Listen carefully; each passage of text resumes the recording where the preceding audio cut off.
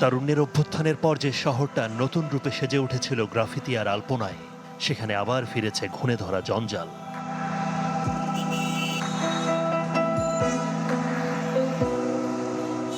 গোটা নগরকে যেন পরিণত করা হয়েছে এক নির্বাচনী মঞ্চে, যেখানে আত্মপ্রচারের পসরা সাজাচ্ছেন যে যার ইচ্ছে মতো।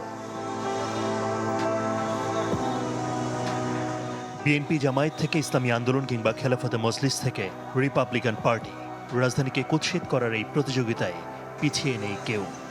আমরা দেখতে পাই না তাদেরকে আমাদেরকে আকৃষ্ট করার জন্য বিভিন্ন সামাজিকমূলক বিভিন্ন সুন্দর পরিচ্ছন্ন কাজ করে না তারা, যার ফলে দেখা যাচ্ছে আমরা আসলে যেটা চাচ্ছি না, আমরা যদি ভোট দিতেও চাই তাও মন থেকে একটা সাড়া মিলবে না।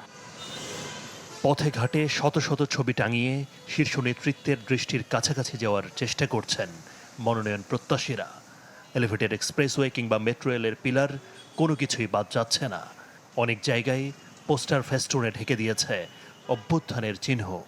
এই জিনিসটার যে ঢাইকা লাইতেছে হ্যাগো জিনিসটা দেয়, এটা তো হ্যাগোটা তো ক্ষণিকের, আর এটা আজীবনের লিগা। আমরা রাজনীতিবিদদের কাছে যেটা চাই আসলে মনে হয় তারা সেটা বুঝতে পারে না, হয়তোবা তাদের যে নিজস্ব যে আকাঙ্ক্ষা সেটা নিয়েই তারা ব্যস্ত হয়ে পড়েছে।